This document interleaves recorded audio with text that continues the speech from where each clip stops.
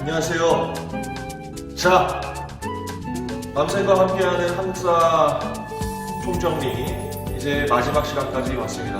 여러분 정말 대단합니다. 고생하셨어요. 네. 이제 현대사 부분 13강에 대한민국 정부가 수립되고 발전하는 모습들 이제 얼마 전의 이야기입니다. 그죠? 요 이야기들만 하면 이제 한국사 전체를 마치게 됩니다. 요 현대사 부분도 내용이 꽤 되는데 그것을 이제 대단히 또 압축적으로 하나의 페이지에 이렇게 모아놨습니다. 하나의 페이지에 현대사 전체 내용을 모아놨습니다. 기점에 중요한 사건들을 중심으로 말씀을 드릴 테니까 잘 따라오시기 바랍니다. 알겠죠? 자, 그러면은 뭐부터냐? 대한민국 정부의 수립과 발전인데 광복의 상황부터 살펴봐야겠죠. 전 시간에 말씀드렸듯이 1945년 8월 15일에 우리는 지속된 독립운동에 단 한순간도 그치지 않았던 독립운동의 결과로 독립, 광복을 맞이할 수 있었다라는 겁니다. 알겠죠? 지속적인 독립운동의 결과다. 우리가 광복을 이루었다라는 거죠. 광복을 어부지리로 얻은 것이 아니고 우리는 광복을 이루었다. 네. 굉장히 많은 사람들이 죽어가면서 피를 흘리면서 저항했기 때문에 우리는 광복을 이룰 수 있었다. 한편으로는 제2차 세계대전이 전개되고 있었고 2차 세계대전이 끝이 나는 상황을 보면 일본이 이제 무조건 항복을 함으로써 이제 패망을 한 거죠. 그래서 일본 제국주의가 패망하는 상황, 연합국이 전쟁에서 승리하는 2차 세계대전에서 승리하는 상황에서 우리가 광복을 맞이하게 된다라는 겁니다. 알겠습니까? 그런데 우리가 여기서 뭘 이제 생각을 해야 되냐면 우리는 광복을 맞았고 대단히 기뻤겠죠. 하지만 분단의 상황이 우리에게 다가온다는 겁니다. 분단. 너무나 행복한 광복의 어떤 기쁨을 누림과 동시에 우리는 분단의 아픔을 맞이하게 됐습니다. 분단. 38도선을 기준으로 미군과 소련군이 주둔하게 됩니다. 이게 무슨 말이냐면 이제 미국과 소련은 사실은 연합국으로서 함께 2차 세계대전을 이끌었던 국가예요. 그런데 2차 세계대전이 끝난 직후에 어떤 상황이 만들어집니까? 공산주의 세력과 자유주의 세력 간에 어떤 이념의 대립이 생겨나게 되고 그것이 바로 소련과 미국을 중심으로 해서 전 세계가 재편되는 냉전의 시대가 오게 되는 거죠.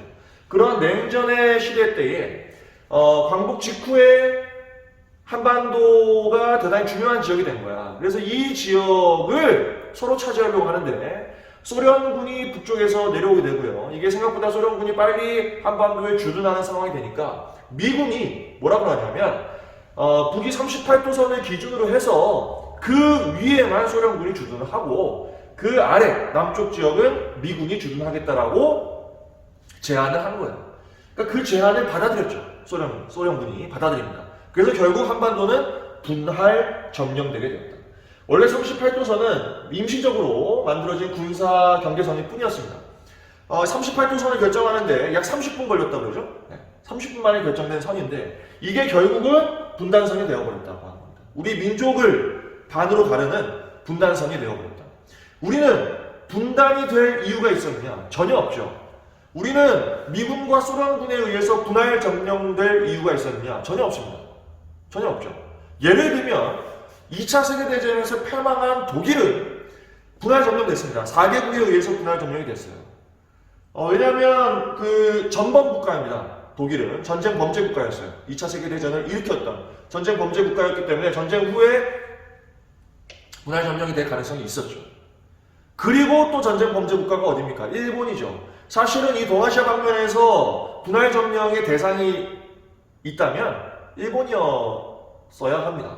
그런데 한반도가 분단이 됩니다. 대단히 안타까운 우리는 어떤 냉전의 어떤 아픔을 가지고 결국 광복을 맞이하게 됐다라고 하는 거죠. 그래서 군정이 시작됩니다. 남쪽에서는 미군이, 북쪽에서는 소련군이 주둔하면서 군정이 시작되었다.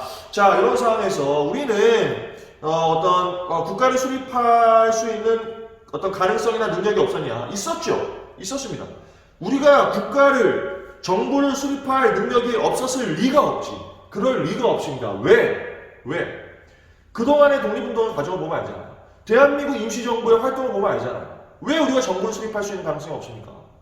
그 의지와 능력이 충분했다고 봅니다. 특히 국내에서는 건국을 준비하는 활동으로서 조선 건국동맹이라는 게 만들어집니다. 이게 좌우가 결집되어 있는 단체였어요. 조선 건국동맹이라고 하는 것을 만들었고, 이 조선 건국동맹은 건국의 강령들도 만들어냅니다. 이 조선 건국동맹이 조선 건국준비위원회로 개편이 돼요.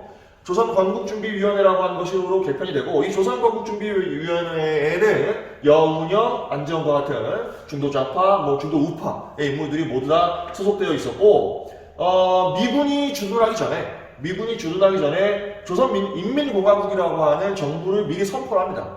네. 이런 그 정부를 선포한 이유는 어떤 국내에서의 국가 건설의 과정의 주도권을 잡기 위한 그런 노력이었던 거죠. 하지만 미군정이 남쪽으로 들어오잖아요. 미군이 점령을 하죠. 그 다음에 미군정이 들어서면 미군이 정치를 하는 거야.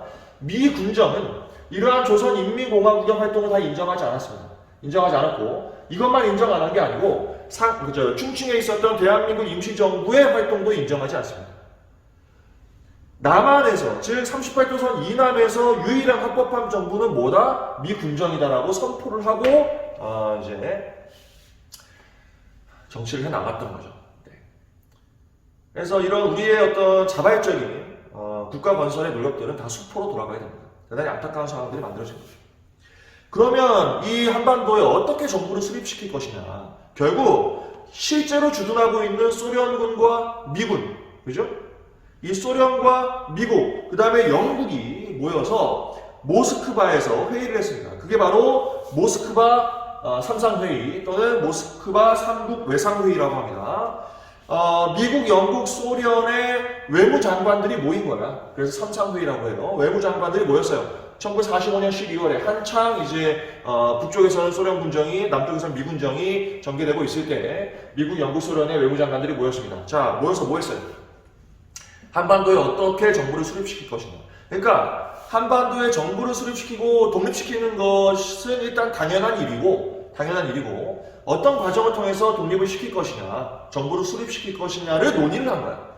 그 논의의 결정사항이 뭐였냐면, 일단 민주적인 임시정부를 한반도에 수립을 시킨다. 임시정부를 수립시키고 그 다음에 5년간의 신탁통치를 한다. 근데 문제는 이 신탁통치에 대해서 극렬하게 반대하는 세력들이 대단히 많았습니다. 그래서 이 모스크바 삼국 외상회의의 결정사항이 처음에 또 잘못 알려진 부분도 있고 뭐 그런 상황도 있었고, 여러 가지 상황들 속에서 이 반탁운동이 매우 활발히 전개돼요.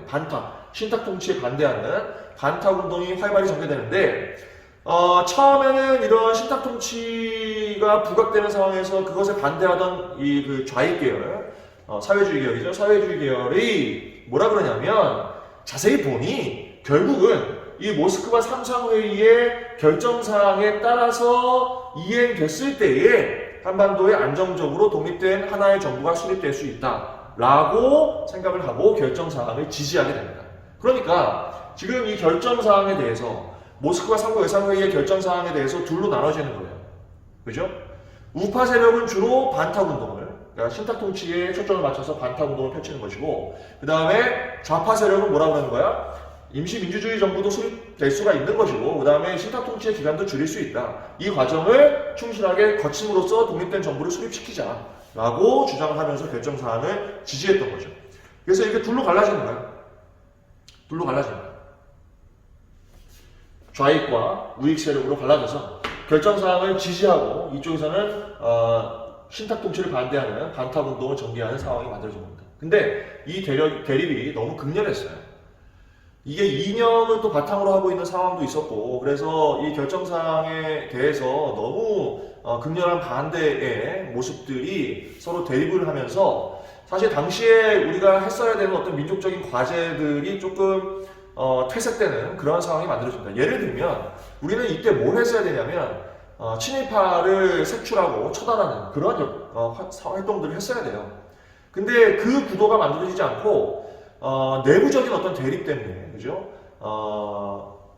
특히 이 결정사항에 대한, 모스크바 삼국 외상회의의 결정사항에 대한 대립 때문에 뭐 모든 것이 다 집어삼켜지는 그런 상황이 만들어집니다.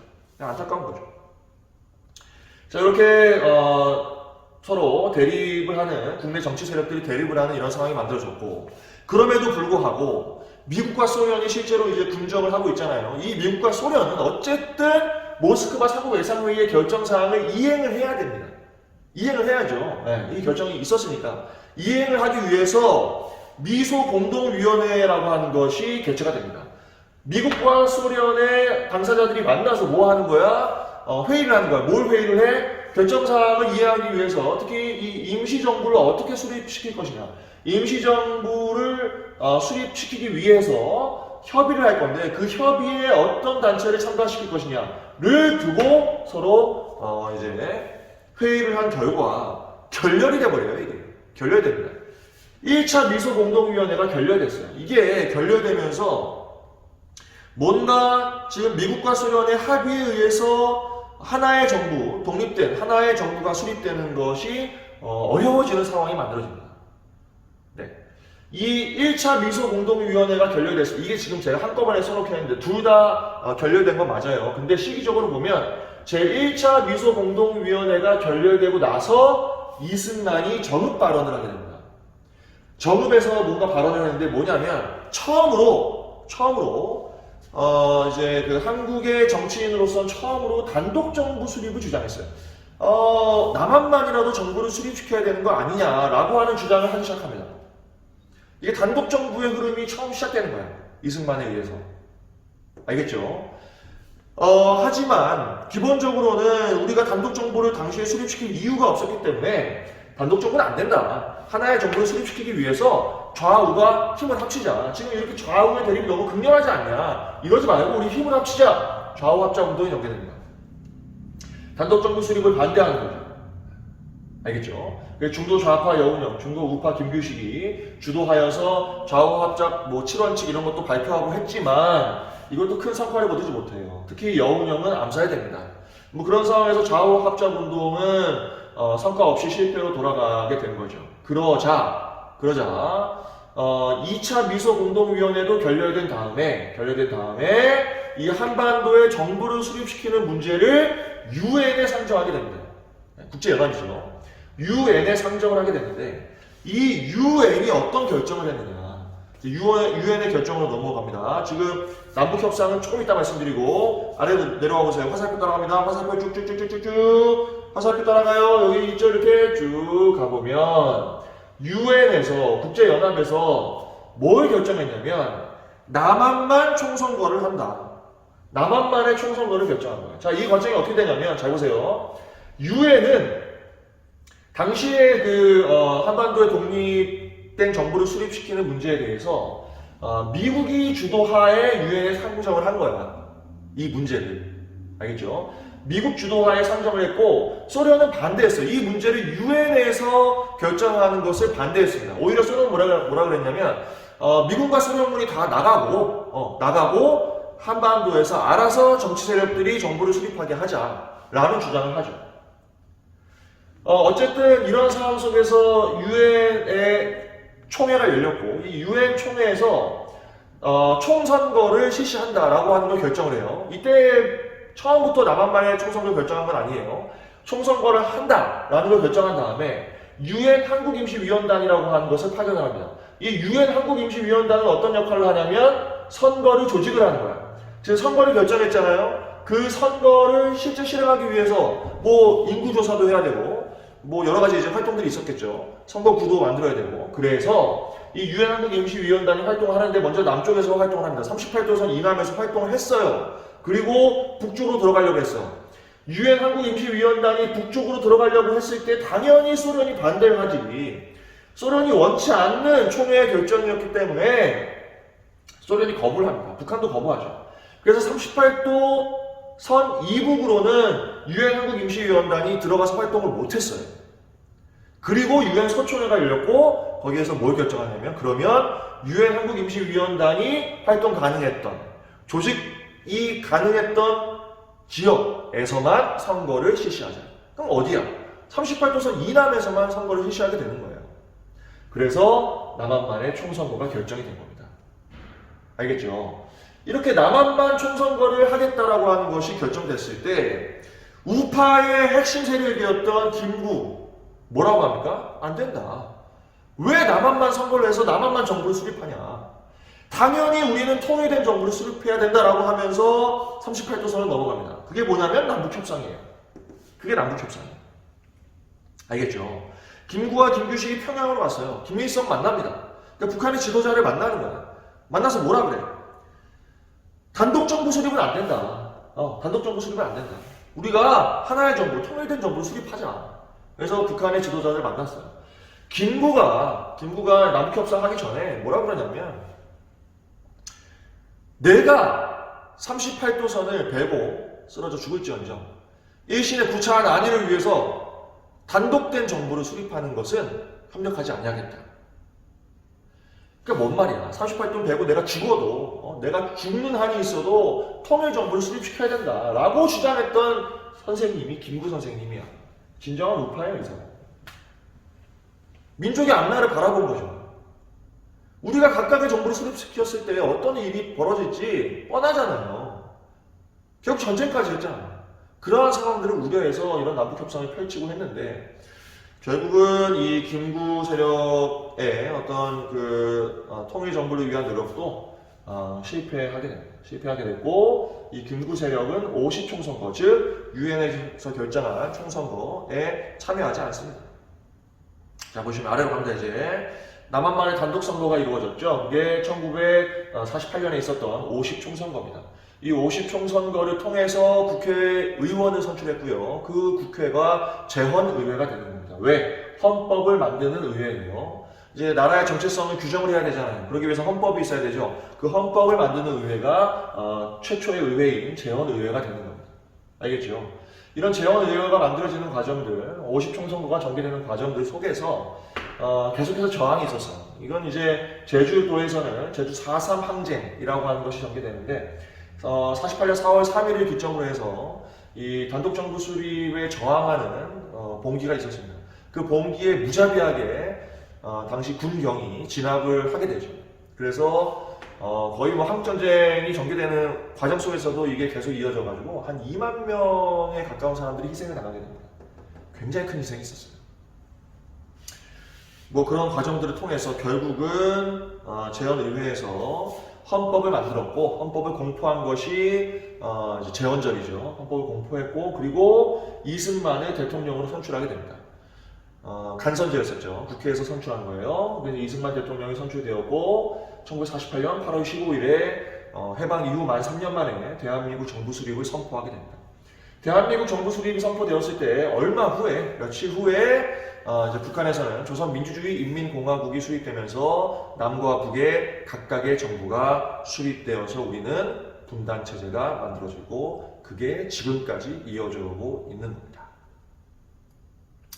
해방 직후의 상황에서 38도선을 통해서 우리가 분단이 시작됐고 그 선이 지금까지 이어져 오고 있는 것이나 다름없는 거예요. 대단히 안타까운 겁니다.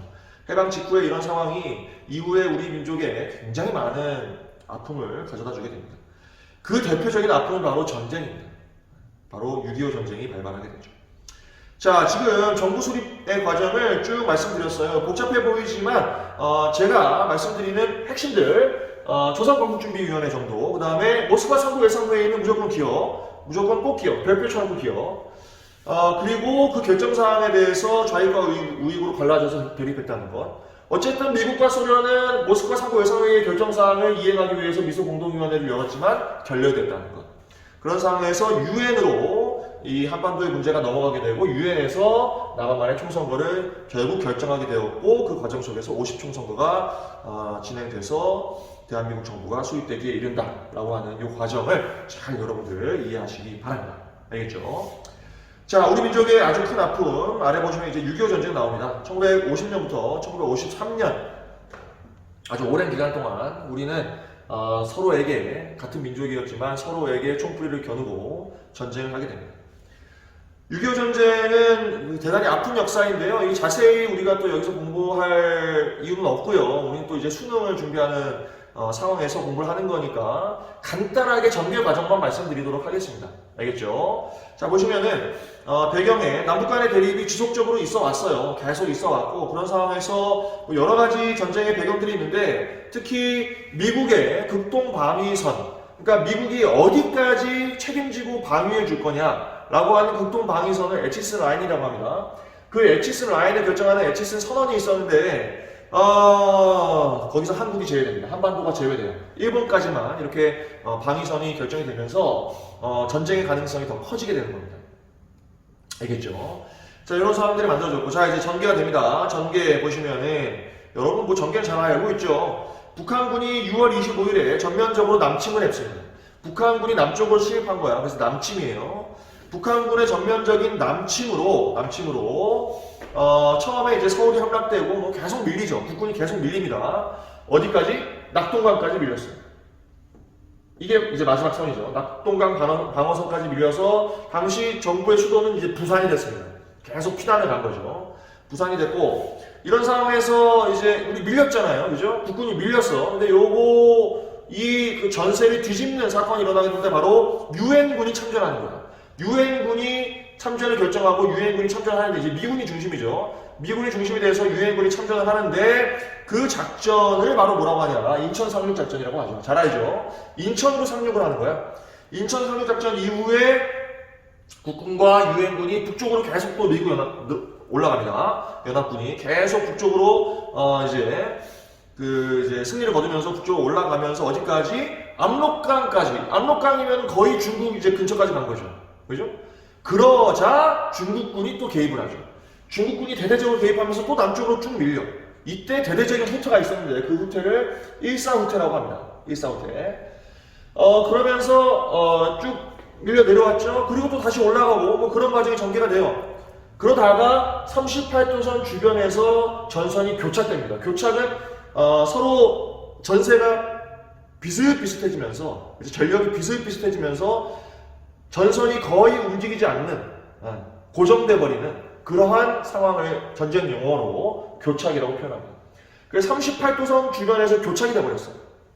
그러니까 전선이 막 요동을 쳤잖아요, 지금. 그죠? 저기 낙동강까지 갔다가 저기 압록강까지 갔다가 또 다시 밀렸다가 막 요동을 치다가 교착이 된 거야. 그러니까 실제로 전쟁이 막 극렬하게 요동치는 시기는, 전선이 막 요동치는 시기는 몇 개월 안 돼요. 몇 개월 안 되고, 전선이 교착된 다음에 계속해서 지나가는 과정들이 전개되는 거야. 2년 넘게. 알겠죠? 그러니까 이 과정 속에서 이제 휴전협정이 전개되는데, 이 휴전을 원치 않는 이승만 정부가 방공포로를 석방하는 뭐 이런 활동들을 벌이게 됩니다. 근데 결국은 1953년 7월 27일에 휴전협정이 조인이 됐어요. 휴전협정이 조인이 됩니다. 그러면서 전쟁은 정지 상태가 된 거야. 정전이 된 거죠. 전쟁이 정지된 거예요. 정전협정이 설계되게 됩니다. 자, 이러면서 전쟁이 끝났는데 지금 현재도 사실 정전협정의 상태이기 때문에 전쟁이 완전히 끝났다라고 또 보긴 힘든 뭐 그런 상황이에요. 그래서 이 정전협정을 뭐 전쟁을 끝마친 것으로 협정을 바꿔야 된다라고 하는 움직임이 계속 지금 현재 이어져 오고 있습니다. 자, 이런 식으로 6.25 전쟁이 전개되었다. 결과 보겠습니다. 우리 민족에 정말 씻을 수 없는 아픔을 남겨주었습니다. 이 전쟁의 결과 우리의 분단선이었던 38도선이 휴전선으로 바뀐 것밖에 없어요. 그리고 엄청난 인명피해, 엄청난 시설의 파괴, 국토 전체의 황폐화 이런 것들이 남았죠. 38도선이 휴전선으로 바뀌고 엄청난 피해를 서로 당하고 남과 북의 분단의 상황은 지속되고 오히려 서로에 대한 악감정만 커지는 이런 상황이 만들어진 겁니다. 이산가족이 생겼고 각각 남과 북의 독재 정치는 강화되는 이런 상황이 만들어졌습니다. 그리고 전쟁 이후에 한국과 미국은 상호방위 조약을 체결해서 이 한반도의 상황에 이제 미국이 적극 개입하는 그러한 조약이 만들어집니다. 하여튼 전쟁을 제가 뭐 아주 간단하게 얘기했는데 사실 이런 전쟁이라고 하는 것은 있으면 안 되는 거예요. 그죠? 도대체 뭘 얻었습니까? 전쟁을 통해서 우리 민족이 얻은 게 하나도 없죠. 대단히 아픈 역사라고 하는 것 잘 기억하시기 바랍니다. 이제 이승만 정부가 계속해서 이어집니다. 그 이승만 정부의 상황을 위해서 살펴보도록 하겠습니다. 자, 오른쪽 위로 올라왔습니다. 오른쪽 위에 보시면 이승만 정부라고 되어 있습니다. 그죠? 초대 대통령 이승만이 어떻게 그 정부를 이끌어 나갔는지에 대한 이야기인데, 맥락을 말씀드리면, 헌법을 계속 개정하면서 자신의 정권을 유지하고 계속해서 연장하려고 하는 그러한 모습을 보이게 됩니다. 사실 헌법이라고 하는 것은 국가 최고의 법으로서 국가의 정체성을 나타내는 법인데, 대통령이 자신의 권력을 유지하고 연장하기 위한 수단으로 활용한 그런 상황이 되는 거죠. 사실은 헌법이 유린되는 그런 상황이라고 보시면 되겠습니다. 자, 이승만 정부가 출범한 이후에 우리 정부가 수립된 것이고, 그죠? 그런 상황에서 친일파 청산 문제가 대단히 큰 문제였어요. 왜냐? 친일파 청산이 안 됐기 때문에. 친일파는 언제 청산했어야 되냐? 해방 직후에 했어야 된다. 해방 직후에 친일 부역자들, 친일 경찰들, 이런 사람들 어떻게 해야 돼요? 잡아서 그 죄를 묻고 벌을 줬어야 하는데, 그걸 하지 못했어요. 특히 미 군정이 이제 남쪽에 들어서면서, 이 미 군정이 그 조선 총독부에 있었던, 거기에서 일해왔던 사람들을 그냥 그대로 그 자리에 앉아있게 합니다. 자신의 일을 그대로 하라고 그래요. 왜냐하면 미군이 지금 와서 정치를 하는 건데, 이 미군은 한국의 사정에 밝을 리가 없죠. 그죠? 한국의 사정에 어두워. 사실 언어도 잘 안 통해요. 이런 상황이 되다 보니까 안정적으로 미군정을 이끌어가기 위해서 원래 일하던 사람을 그냥 그 자리에 두게 하는 거예요. 원래 일본을 위해서 일했던 행정가들, 일본을 위해서 일했던 경찰들, 그런 사람들 다 그 자리에 있게 한 거죠. 그러면서 시간이 지난 거야. 결국은 친일파 청산을 하겠다라고 1948년에 반민족 행위 처벌법이 제정되고, 이 반민족 행위 처벌법에 의해서 반민특위, 즉 반민족 행위자 특별조사위원회, 그걸 줄여서 반민특위라고 합니다. 이 반민특위가 구성이 돼서 활동을 하게 하는데, 문제는 이미 친일파들이 다 둔갑을 한 상태예요. 다 애국자가 돼 있어. 그리고 이승만 정부의 매우 중요한 요직들을 차지하고 있습니다. 그러니 이승만 정부가 당시 의회에서 만든 이 반민족 행위 처벌법에 의한 반민특위의 활동을 지원해주는 게 아니고 오히려 어떻게 방해를 하는 거예요. 방해. 실제 방해를 했어요. 특히 뭐 노덕술이나 이런 악질 친일 경찰들, 고문 경찰들, 이런 사람들을 색출하고 잡아들이는 그런 활동을 했을 때에 오히려 이 반민특위를 막 습격을 하고 이러면서 반민특위의 활동을 저지해버립니다. 그리고 실제로 얼마 안 가서 해산돼 버렸어요.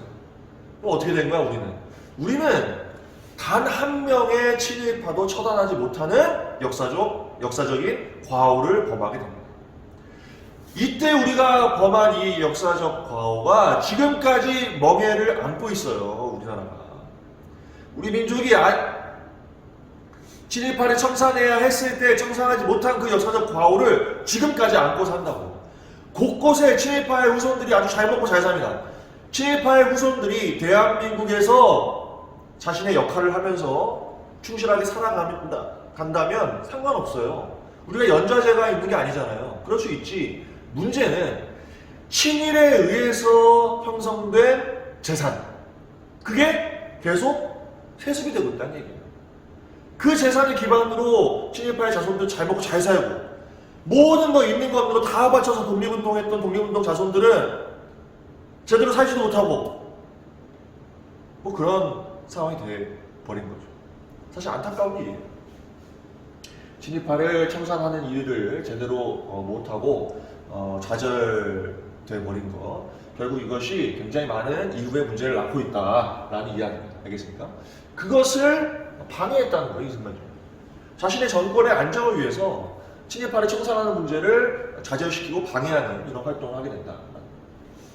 자, 다음에 아까 처음에 말씀드렸죠. 이승만 정부는 계속해서 헌법을 유린하는 과정들을 통해서 정권을 연장해 나갔다는 겁니다. 1952년에 발췌개헌이라고 하는 걸 하는데, 발췌개헌은 이제 필요한 걸 뽑아서 개헌을 했다는 얘기인데, 무슨 말이냐면 대통령은 이제 초대 헌법에 의해서 간선제로 뽑게 돼 있었어요. 간선제입니다. 그러니까 의회에서 선출하는 거죠. 그런데 이승만이 이제 대통령직을 수행하면서 이제 그 국회의원들 중에 상당수가 이승만을 지지하지 않는 사람들이 당선이 됩니다. 뭐 그런 상황들 속에서 직선제로 바꿔야만이 대통령에 다시 당선될 수 있는 가능성이 있었던 거예요. 그래서 의회에서 대통령을 뽑는 간선제를 없애고 직선제로 바꾸는 개헌을 했는데 그게 발췌 개헌인데 시기가 1952년이니까 6.25 전쟁이 전개되던 중이에요. 당시 수도는 부산이었습니다. 그래서 이 부산에서 정치 파동을 일으켜. 이게 무슨 말이냐면 자신에 반대하는 이 그 야당 세력들을, 그러니까 야당 국회의원들을 출근하는 통근버스를 그냥 납치를 해가지고 못 사게 굴고 막 이런 활동들을 하게 됩니다. 부산 정치 파동이라고 해요. 그래서 그런 아주 공포적인 분위기 속에서 헌법을 개헌을 한 거야. 그게 첫 번째 개헌이고 발췌 개헌이라고 부르고 내용은 대통령을 뽑는 걸 어떻게 뽑는다? 간선제가 아니고 직선제로 뽑게 되었다 하는 거예요. 그래서 이 직선제 개헌을 통해서 대통령 직선을 위한 선거가 치러졌고 이 선거에서 다시 이승만이 대통령이 돼요. 당연히 그 선거의 모습들은 어떻겠습니까? 부정선거입니다. 뻔해요. 부정선거예요. 그런 선거들을 통해서 다시 대통령이 당선이 된 이승만이 2년 후에 또 개헌을 해. 이번엔 왜 개헌을 하냐? 대통령을 지금 2번 했잖아요. 초대 대통령, 그 다음에 2대 대통령 2번을 했는데 헌법에 2번까지만 하게 돼 있어. 중임 제한이라고 하죠. 중임 제한. 2번까지만 하게 돼 있어. 대통령을 또 하고 싶잖아. 그럼 어떻게 해야 돼? 이걸 없애야 되는 거야. 그래서 초대 대통령에 한해서는 중임 제한을 폐지한다라고 하는 내용의 헌법 개헌을 하는 거예요. 초대 대통령이 누군데? 이승만이잖아요. 자기는 계속 할 수 있다는 거야. 그러니까 뭐 이런 헌법이 어디 있어요? 도대체 대통령이 계속해서 대통령 하겠다라고 헌법을 바꾸고 있는 거야.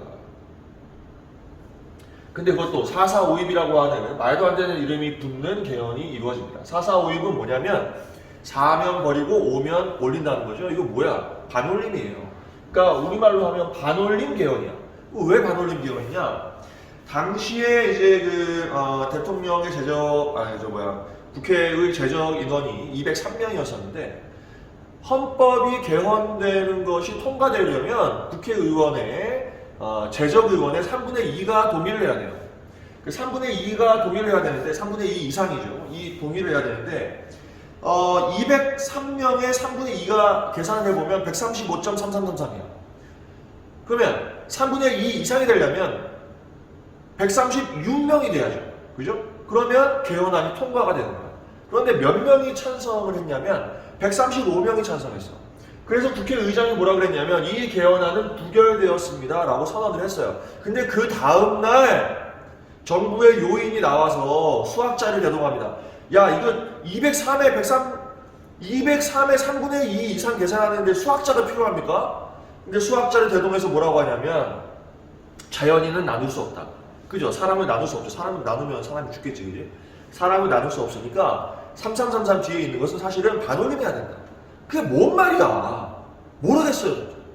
그래서 3333은 버려야 된다. 그래서 203명의 3분의 2 이상은 135명이다라고 하는 정말 말도 안 되는 주장을 해요. 초등학생도 계산할 수 있어. 그런데 말도 안 되는 주장을 하면서 그래서 사실은 이 개헌안은 통과된 것이다. 어제 잘못된 거다 라고 하면서 개헌안을 통과시켰어요. 4.4.5입 개헌이라고 이러죠. 이거는 뭐야? 코미디죠. 이런 식으로 중임 제한을 폐지하고 다시 또 대통령이 당선이 되는 거예요. 계속해서 자신의 정권 연장을 위해서 헌법을 유린하는 이런 상태가 됩니다. 그리고 자신에게 어떤 위협적인 세력을 다 제거를 해나갑니다. 여기 보시면 진보당 사건이라고 하는 걸 일으키는데 조봉암이라고 하는 사람이 대통령 선거에서 유효 득표의 30%를 가져가게 돼요. 굉장히 많은 지지를 받은 거지. 그러니까 잠재적인 이제 경쟁 세력이 된 거야. 그래서 어떻게? 이 사람이 주장한 게 뭐냐면 평화통일을 주장했어요. 평화통일을 주장했다는 이유로 간첩죄를 뒤집어 씌워서 사형을 시켜요. 그래서 죽습니다. 그게 진보당 사건이야. 말이나 됩니까? 이런 식으로 자신의 독재를 강화시키는 과정이 전개됐고, 이제 경향신문이죠. 반정부적인 성격이 있는 이런 신문들은 폐간시키고, 이런 활동들을 통해서 계속해서 독재를 강화시키는 모습을 보입니다. 그래서 이승만 독재 정권이 계속 연장이 되는 상황에서 결국은 마지막은 뭐였습니까? 혁명을 맞이하게 됩니다. 혁명. 그게 4.19 혁명이죠.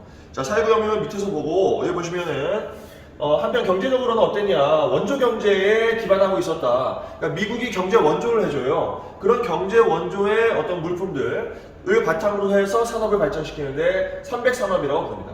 제분, 제당, 면방직.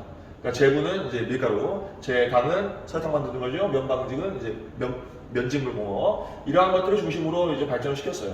당연히 미국의 경제 원조에 기대하고 있었기 때문에 이제 거기에 이제 의존하고 있었기 때문에 아주 큰 경제적 성과가 있을 리가 없죠, 그죠? 그리고 힘들었습니다. 워낙 이제 뭐 전쟁도 있었고 뭐 그런 상황에서 경제가 당연히 좋을 리가 없었죠. 네, 아주 열악한 경제 상황이었다라는 정도로 이승만 정권의 경제적인 모습을 보시면 되겠습니다. 이건 뭐 크게 중요하진 않고요. 이제 뭐 이런 개헌들의 모습들이 있었다라고 하는 것을 기억해 주시면 좋고, 그 결과로 4.19 혁명이 일어났다. 이 4.19 혁명은 이제 별표 쳐놓고 꼭 기억하시기 바랍니다. 4.19 혁명의 별표. 이승만 정권의 마지막 모습입니다. 자, 자유당 이승만의 독재가 계속해서 이어져 오고 있었고, 이제 선거가 또 진행되는데 3.15 부정선거라고 하는 상황이 전개됩니다. 이게 1960년 3월 15일에 있었던 전 부통령 선거인데 말도 안 되는 부정선거였어요. 이 선거에서 부통령인 이기붕이라고 하는 사람을 당선시키려고 이런 부정을 저지른 거예요. 왜냐하면 이승만은 당선이 거의 확실했어요. 이제 또 유력했던 야당 대통령 후보가 막 죽고 뭐 이런 상황이 또 만들어지면서 이승만이 대통령이 될 건 거의 확실한데, 문제는 이승만이 나이가 너무 많아서, 나이가 많으니까 어떻게 이승만이 어떤 뭐 유고시에 그죠? 갑자기 돌아가시거나 그죠? 그런 상황이 됐을 때 부통령이 임무를 대행하기 때문에 부통령이 중요했단 말이에요. 그래서 부통령을 자유당 세력의 이제 주도자인 이기붕으로 당선을 시키려고 이런 말도 안 되는 선거를 진행을 한 거예요. 사하의 사전투표, 미리 투표합니다. 당연히 자유당 찍겠죠. 공개투표, 서로 보면서 투표해요. 네, 서로 감시하는 거야. 이기붕 찍나 안 찍나 감시하는 거죠. 그 다음에 투표함을 막 바꿔치기 하기도 하고, 샌드위치표라 그래가지고 앞뒤로 이기붕, 이승만 찍은 투표 기표된 이제 용지죠. 기표 용지를 앞뒤로 놓고 그게 다 전체가 이승만, 이기붕을 찍은 투표 용지인 것처럼 꾸며서 개표를 하는 겁니다. 뭐 그런 식으로 정말 선거의 아주 기본적인 원칙들이 하나도 지켜지지 않는 그런 선거가 이루어진 거예요. 그게 3.15 부정선거입니다. 이런 부정선거가 일어나자 부정선거 규탄 시위가 있었고, 이때 마산에서 이제 고등학생이 되려고 했던, 고등학생을 준비하고 있었던 김주열이라고 하는 사람이 어떻게 됩니까? 이 학생이 시위에 나갔다가 실종이 됐는데 나중에 마산 앞바다에서 떠올랐는데 눈에 최루탄이 박혀 있었어요. 전국적으로 시위가 확산되게 됩니다. 확산되게 되고 이제 대학 교수단이 시국 선언을 하게 되죠. 그리고 미국도 이승만에 대한 지원을 철회합니다. 그러면서 결국 이승만이 하야하게 됐죠. 이것으로 이승만 정권이 무너진 거예요. 이게 바로 4.19 혁명입니다. 아주 간단하게 말씀드렸습니다. 4.19 혁명은 이승만 정권을 무너뜨린, 이승만 독재 정권을 무너뜨린 혁명인데 3.15 부정선거가 계기고요. 이 선거에 저항하고자 했던 학생 김주열이 이제 시신으로 발견되면서 전국적으로 확대됐다, 시위가 라고 이해하시면 되겠습니다. 알겠죠? 이 과정, 이 3.15 부정선거를 꼭 기억하세요. 자, 4.19 혁명이었었는데 그 결과 보도록 하겠습니다. 개헌이 이루어졌죠. 개헌이 이루어져서 의원 내각제, 우리 최초의 이제 의원 내각제가 만들어지게 되고요. 그 다음에 양원제로 의회가 둘로 나눠지는 뭐 그런 개헌이 이루어집니다. 그래서 이 의원 내각제 하에서 민주당의 장면 내각이 수립되는데, 이 선거에서 이제 민주당이 완전히 이제 장악을 했고, 그런 상태에서 총리인 장면이 내각을 수립하고 정치를 해 나가는, 그죠? 그런 상태가 된 거예요. 그런데 문제는 이 장면 내각은 어떤 정치를 했어야 하냐면 4.19 혁명의 의지들이 있잖아요. 그죠? 민주화에 대한 의지, 통일에 대한 의지, 이런 게 막 타올랐던 혁명이 4.19 혁명인데, 이 4.19 혁명의 결과로 만들어진 정부로서 혁명의 의지를 실현해야 되는 의무가 있는 정부였었는데 그걸 제대로 못해요. 민주화에 대한 요구, 통일운동 이런 것들을 외면합니다. 그러면서 정권이 안정적으로 발전해 나가지 못합니다. 이게 불안불안한 거죠. 그런 불안불안한 상황에서 결국은 어떻게 돼? 결국은 군사정변이 일어난 거야. 그게 바로 1년 후에 1961년에 있었던 5.16 군사정변입니다. 5.16 군사 쿠데타가 일어났죠. 5.16 군사정변으로 다시 독재 정권이 들어서는 겁니다. 네, 박정희 소장이 당시에 정권을 장악을 합니다. 이 5.16 군사정변으로 박정희 소장이 정권을 장악을 하고 당시 별 2개였어요. 계급이. 그리고 군정을 실시합니다. 이 군정을 실시하는 과정 속에서 국가재건 최고회의라고 하는 기구를 만들고 이 기구가 입법행정사법 거의 3건을 완전히 장악하는 기구로서 역할을 하면서 군정이 전개됐습니다. 박정희는 스스로 이러한 군사정변을 혁명이라고 이야기했고요. 그리고 뭐라 그랬냐면 지금 너무 이 정세가 불안해서 우리는 군인이라서 사실 정치하면 안 되는데 잠깐 나왔다 우리가. 왜? 너무 불안하니까. 그러니까 이 불안함이 안정이 되고 그러면 군정을 마무리하고 민간인에게 정권을 이양을 하겠다. 그리고 우리는 군대로 돌아가겠다. 라고 약속을 했어요. 민정 이양을 약속을 하고 이런 군정을 실시하는 거예요. 네. 근데 어떻게 됩니까? 네. 민정 이양을 했어 안 했어? 민정 이양을 했어요. 어떻게 했는 줄 알아? 전역을 했습니다. 누가? 별 2개였던 박정희가 제대를 했어요. 전역을 해. 그럼 뭐가 되는 거야? 민간인이 되죠? 그리고 대통령 선거에 나온 거야. 그래서 대통령이 당선이 됐어. 셀프 민정 이양을 한 거야. 자기가 자기한테 민정 이양을 했어요. 개헌을 했는데 대통령 직선제로 바꾸고 단원제로 이제 헌법을 개헌한 이후에 대통령 선거에 출마해서 박정희가 대통령이 됩니다. 이때부터가 이제 박정희 정권이 시작된 거예요. 자, 지금 4.19 혁명으로부터 전개되는 상황들 살펴봤는데요. 이승만 정권이 무너진 다음에 얼마 안 가서 결국은 다시 군사정변을 통해서 박정희 독재 정권이 들어선다는 것을 기억하시면 되겠습니다. 알겠죠? 자, 거의 다 됐어요. 이제 박정희 정부로 갑니다. 어쩌로 갑니다. 당연히 박정희 정부는 어땠다? 네, 독재 정권이에요. 군사 정권이고 권위주의 정권입니다. 반공을 국시로, 반공을 최고의 국가의 목표로 삼고 나머지는 그냥 다 억압하는 뭐 이런 상황들이 만들어집니다. 몇몇 정책들을 살펴볼 건데요. 한일 국교 정상화, 베트남 파병 등의 활동을 하게 됩니다. 한일 국교 정상화는 뭐야? 우리가 일제강점기를 지냈잖아요. 그죠? 그 다음에 일본하고 당연히 국교가 단절돼 있었죠. 그런데 이걸 다시 회복하자는 거야. 회복해야 됐었겠죠. 언젠가는 했어야 됐을 겁니다. 그런데 선제 조건이 있죠. 우리가 일본과 다시 손잡으려면 어떻게 해야 돼? 일본이 반성을 했어야죠. 반성을 했어야죠. 그죠? 전쟁 범죄를 일으킨 것, 식민 지배를 했던 것에 대해서 처절한 반성을 했어야 됩니다. 그 반성을 받아냈어야 했죠. 그리고 법적인 배상을 했어야 됩니다. 피해에 따른 정확한 법적인 배상을 했어야 돼요. 근데 했어 안 했어? 안 했습니다. 안 한 상태에서 한일 국교 정상화를 추진하니까 그에 대한 저항이 있었던 거야. 아주 대규모의 시위가 전개돼요. 6.3 시위입니다. 굴욕적인 대일 외교를 반대하는 이러한 모습을 대중들이 보이게 되죠. 그런데 그걸 다 무시하고 결국은 한일 협정을 체결하게 됩니다. 뭐라 그랬냐면 경제개발을 해야 된다. 경제개발을 하기 위한 돈이 필요하다. 그래서 경제개발 자금을 확보하기 위한 목적으로 국교 정상화가 이루어져야 된다. 돈을 받았어요. 무슨 돈을 받았는 줄 알아? 독립축하금을 받았어. 일본한테 그런 돈을 받아야 됩니까? 그 돈을 받는 게 아니고 철저한 법적 배상금을 받았어야 돼요. 근데 그걸 하지 않고 한일협정을 체결한 겁니다. 그래서 이후에 엄청나게 많은 문제들이 생겨요. 징용 피해자들의 문제, 일본군 위안부들의 문제, 그런 것에 대한 법적 배상을 일본이 하지 않습니다. 왜? 이때 다툼 쳤다. 대일 청구권 다 없어졌다. 박정희 정부의 아주 큰 이제 과오 중에 하나가 이 한일협정을 적법한 그리고 적절한 배상과 사과 없이 했다는 것이 큰 문제였다라고 하는 거죠. 알겠습니까? 그에 대한 시기도 전개됐다.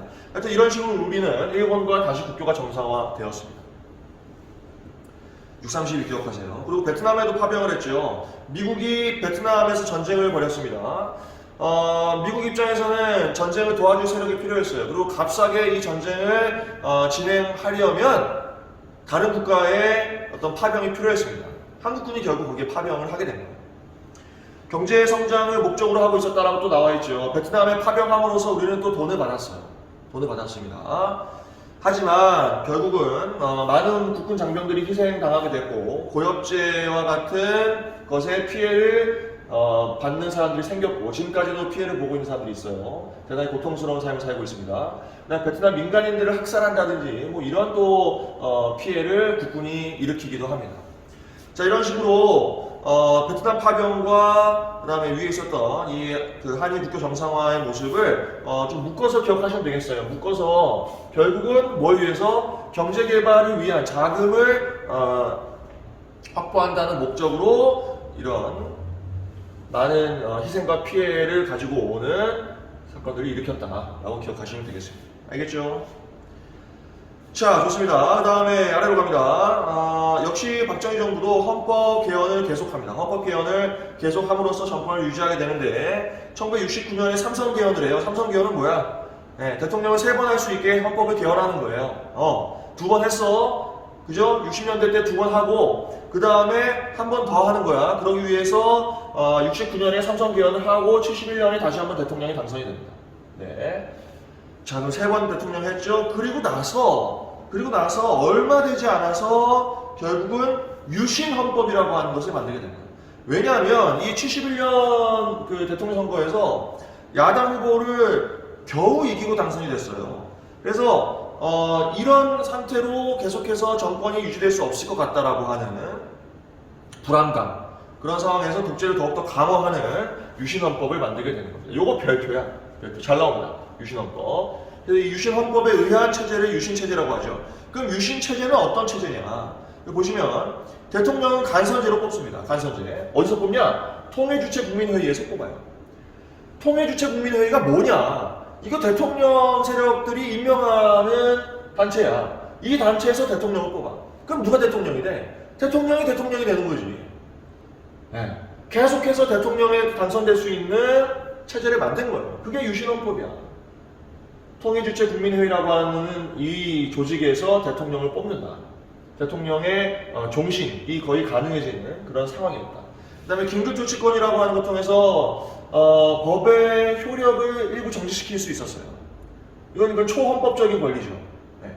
법의 효력을 정지시키는 거야. 이거는 뭐 이제 사법권을 장악을 한다라고 봐도 무방합니다. 그리고 국회를 해산할 수 있는 권리도 있었고 국회의원의 3분의 1을 임명할 수도 있었습니다. 이건 뭐야? 입법권을 장악을 하는 거죠. 그리고 그 대통령 간선제를 통해서 당연히 계속해서 대통령이 될 수 있으니 행정권도 장악을 하고 있는 거고. 그러면 입법, 행정, 사법 이 3권의 분립이 이루어지지 않는 상태가 된 거예요. 입법, 행정, 사법 3권이 다 장악되어 있는, 대통령에 의해서 장악되어 있는 그런 상태가 된 겁니다.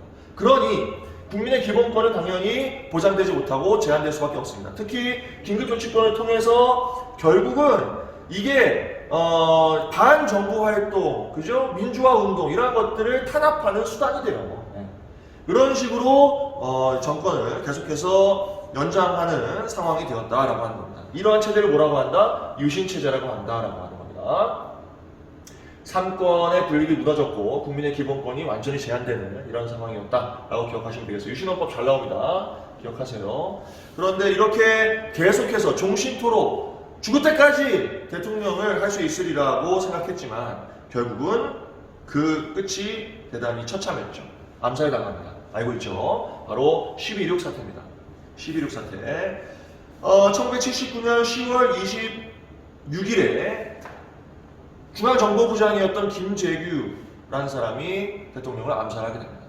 그런 상황까지 왜 가게 되었느냐? 부마항쟁이라고 하는 이제 부산 마산에서 있었던 반정부 민주화 운동이 있었어요.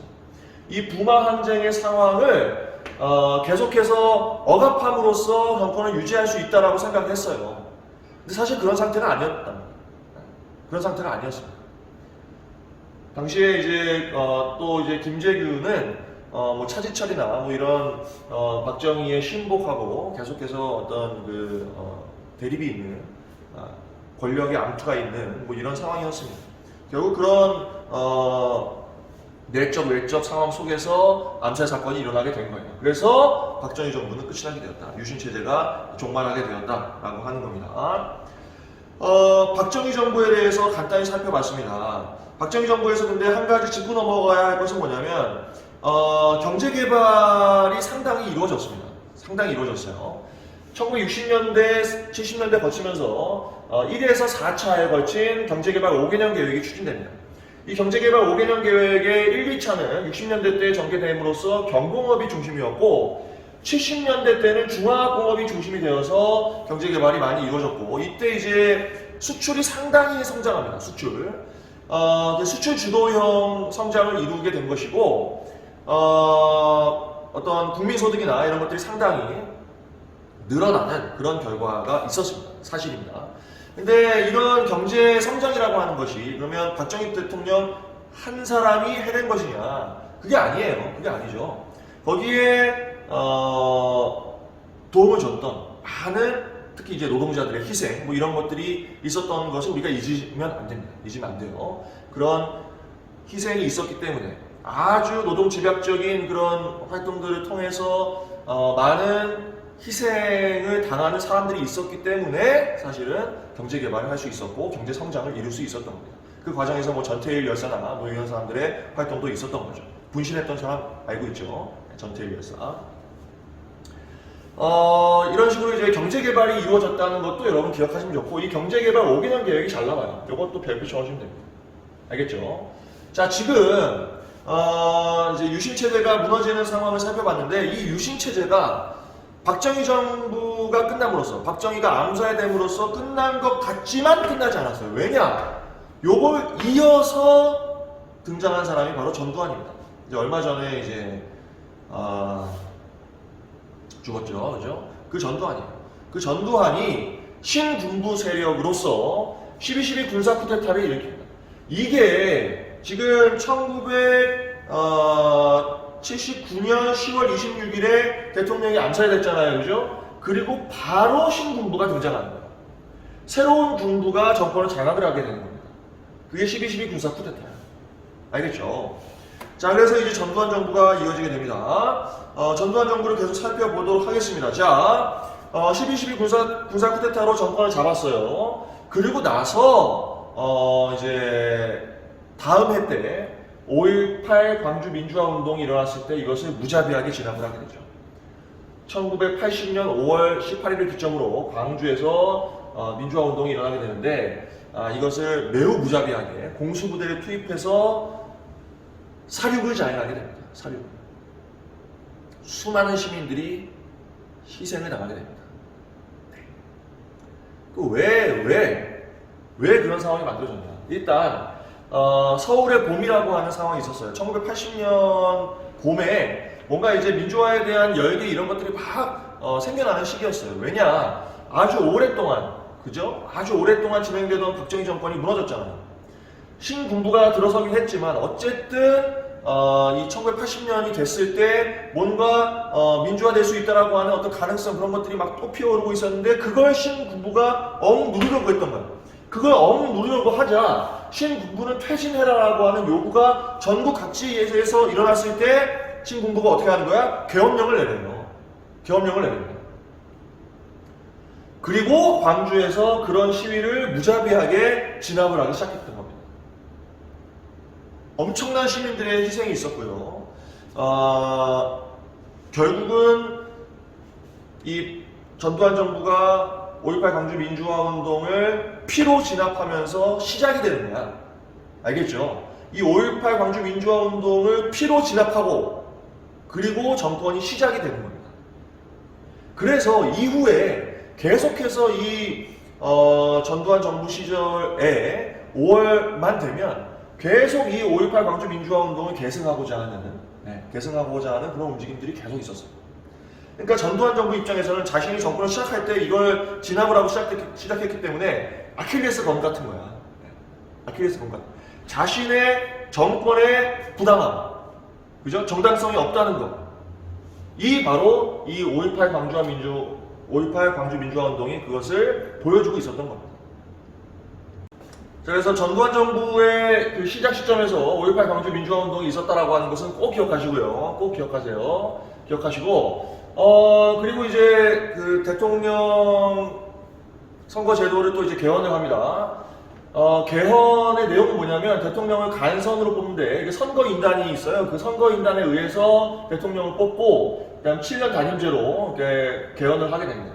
그러고 나서 대통령에 당선이 된 게 이제 전두환 정부라고 보시면 되겠어요. 이전에 이제 사실은 유신 체제 하에서 통일주체 국민회의에서 대통령을 뽑았잖아요. 그 통일주체 국민회의에서 사실 전두환이 먼저 대통령에 당선이 됐어요. 그러고 나서 이렇게 개헌한 다음에 다시 대통령 선거에 나와서 대통령이 된 거야. 알겠죠? 그러니까 사실은 두 차례에 걸쳐서 대통령을 하게 되는 겁니다. 이렇게 시작된 전두환 정부의 마지막 상황을 보겠습니다. 마지막 상황. 마지막 상황은 6월 민주항쟁입니다. 6월 민주항쟁. 이 6월 항쟁은 뭐냐면 대통령 직선제 요구가 터져 나왔던 거예요. 무슨 말이냐면 대통령 간선제, 즉 선거인단에 의한 간선제로 대통령을 뽑았잖아요. 그리고 임기가 거의 다 이제 끝나가고 있는 거야, 전두환이. 끝나가는 상황에서 이 간선제를 유지해서 대통령을 뽑았을 때에 결국은 전두환의 이제 후임자가 누가 될 것이냐. 결국 전두환 세력이 될 것이다. 라고 하는 게 명확했기 때문에 이제 그 시민들이 뭘 주장하는 거야. 그렇게 정권을 계속해서 연장하려고 하는, 이 군사 정권을 연장하려고 하는 이 대통령 선거 제도를 없애고 어떻게 하자? 직선제로 바꾸자. 간선제를 직선제로 바꾸자라고 하는 요구를 했던 거예요. 그리고 이 시절에 이 민주화 운동을 탄압하는 과정들 속에서 어마어마한 고문들이 자행이 됩니다. 엄청나게 많은 사람들이 고문을 당했어요. 물고문 당하는 거야. 물고문, 뭐 전기고문 막 그런 걸 당합니다. 그래서 막 간첩 사건을 조작하고 막 이런 게 비일비재했어요. 그런 상황에서 당시 이제 대학생이었던 박종철이라고 하는 학생이 시위에 나갔다가 어떻게 돼?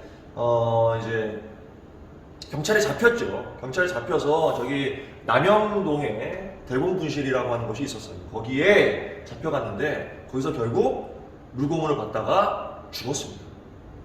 근데 그 사건을 조작을 하는 거야, 경찰이. 어떻게? 아주 유명한 일화가 있죠. 이게 이 박종철이 사망한 사건을 경찰이 조사를 해서 발표를 하는데 뭐라고 발표를 했어? 이 박종철 학생이 너무 무서워서 책상을 탁 치니까 하고 심장마비가 걸려 죽었다 라고 발표를 했어요. 말도 안 되는 발표죠. 20대 건장한 학생이 어떻게 그렇게 탁 치니까 하고 죽습니까? 그런 모습을 보이는 이 경찰의 어떤 행태, 그죠? 그 다음에 고문을 자행하는 이런 모습에 대해서 더욱더 큰 저항이 일어나게 되는데, 그럼에도 불구하고 어떻게 했어? 4.13 호원 조치라고 하는 것을 전두환이 발표를 하게 됩니다. 4.13 호원 조치는 뭐냐면 4월 13일에 뭐라고 하냐면 그대로 헌법을 유지하겠다고 하는 거야. 그게 호헌이에요. 호헌. 헌법을 유지하겠다. 헌법을 유지하겠다는 건 뭐야? 간선제를 유지하겠다는 거죠. 간선제를 유지하겠다는 겁니다. 뭐 이런 발표를 하는 상황이 되니까 이제 뭐 더욱더 강한 시위가 전개될 수밖에 없었던 거죠. 그죠? 호헌, 철폐를 주장합니다. 호헌하지 말고 그 호헌 철폐라. 호헌 철폐 독재 타도를 외치는 대대적인 시위가 전개되는데 그게 6월 10일에 일어났고요. 그 전에 이한열이라고 하는 또 이제 대학생이 경찰이 쏜 체류탄에 직격으로 맞아서 사경을 헤매게 됐습니다. 이한열 열사죠. 이 이한열 열사도 나중에 어떻게 돼? 죽어요. 사경을 헤매다가 죽습니다. 그런 과정들이 전개됐어요. 여기에 이제 온 시민들이 정말 힘을 합쳐서 호헌철폐를 외치는 상황이 되었고 결국은 6월 29일에 민주화 선언을 하게 됩니다. 그게 6.29 민주화 선언이고 이때 이제 노태우 대통령 후보였죠. 당시에 대통령 후보였던 노태우가 6.29 민주화 선언을 하게 됩니다. 그래서 직선제를 수용하게 되죠. 그래서 헌법개헌이 다시 이루어지는 것이 9차 개헌인데 이게 마지막 헌법개헌입니다. 대통령을 직선제로 뽑게 되었고요. 5년 단임제로 뽑게 되었습니다. 이건 6월 항쟁의 결과예요. 6월 항쟁은 대단히 성공적인 항쟁이라고 볼 수 있습니다. 그죠? 직선제의 요구를 관철시키는 그런 개헌이 이루어진 겁니다. 이게 마지막 개헌이고 이 개헌이 개헌 이후에 헌법이 지금까지 이어져 오고 있어서 87년 체제라고 이야기하기도 해요. 이 6월 항쟁이 87년에 있었습니다. 자, 이런 식으로 전두환 정부가 들어서고 그 마지막 상황이 6월 항쟁이다라고 기억하시면 되겠어요. 6월 항쟁도 잘 나오니까 별표 쳐주시고요. 이후에 어떻게 되냐면 결국은 근데 또 노태우가 당선이 돼요. 노태우는 전두환하고 친구고 12.12 군사 쿠데타를 함께했던 사람이야. 당시 야당 세력으로 김대중과 김영삼이 있었는데 이들이 다 대통령 선거에 나왔어요. 야당이 통합이 안 됐어. 그런 상태에서 30몇 프로가 나왔는데 노태우가 좀 더 높았습니다. 그래서 노태우가 당선이 됐어요. 그리고 또 이제 5년간 이제 정치를 하게 되고요. 전두환 정부가 노태우 정부가 전개되는 과정 속에서 김영삼이 또 노태우하고 손을 잡아요. 3단 야합이라고 하는 사건이 있었어요. 그리고 김영삼이 대통령이 됩니다. 어쨌든 김영삼이 대통령이 된 것은 그래도 의미가 있습니다. 왜냐하면 김영삼 대통령은 민간인이잖아요. 지금 노태우, 그 전에 전두환, 그 전에 박정희 다 군인 출신들이었다고. 그런데 이제 민간인이 대통령이 된 거예요. 네. 그게 이제 김영삼 정부고, 그 다음 김영삼 정부 이후에 정권이 교체되죠. 교체된 게 바로 김대중 정부가 들어서게 됩니다. 뭐 그 이후에 뭐 이제 대통령이 이제 계속해서 나왔죠. 근데 뭐 우리가 그 이후의 상황들까지 수능에서 다루진 않기 때문에 일단은 여기까지 설명해 드리는 걸로 하도록 하겠습니다. 이렇게 해서 현대사의 거의 대부분의 내용을 마쳤는데요. 밑에 보시면은 통일의 노력이 있어요. 그 통일의 노력 부분을 살펴보도록 하겠습니다. 자, 시간이 좀 오버됐죠. 네, 죄송해요. 이게 뭐 마지막 강의다 보니까 여러분 좀 이해하시기 바랍니다. 이제 한 5분만 더 하고 마칠 겁니다. 통일의 노력이라고 되어 있죠. 통일 노력을 했어요. 우리가 분단 체제가 만들어지고 분단 이후에 계속해서 통일을 위한 노력을 했습니다. 그런데 그 통일을 위한 노력의 어떤 방향성이 좀 다르지. 이승만 정부 시절은 어떻게 통일하려고 했던 거야? 다 무조건 북진 통일이에요. 그들은 함께 할 수 없는 거야. 그죠? 북한하고는 함께 할 수 없어. 특히 이제 전쟁을 겪고 뭐 이런 상황이었기 때문에 반공 정책이 최우선시 되었고 북진 통일을 하고자 했던 겁니다. 되지 않죠. 네. 그 다음에 박정희 정부에서는 기억해야 될 게 통일의 노력의 과정에서 7.4 남북 공동성명이라는 게 있었습니다. 이 7.4 남북 공동성명은 꼭 기억하시면 좋아요.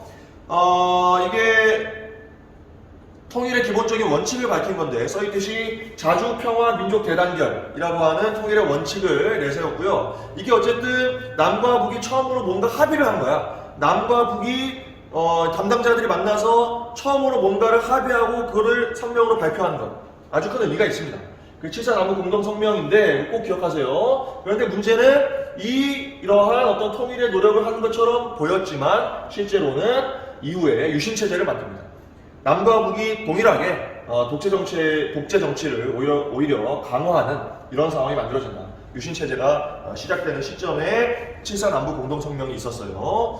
이렇게 기억하시고, 그 다음에 노태우 정부가 되면은 약간 기조가 바뀝니다. 왜냐면 이게 이제 전 세계적인 흐름이 탈냉전 시대가 됐거든요.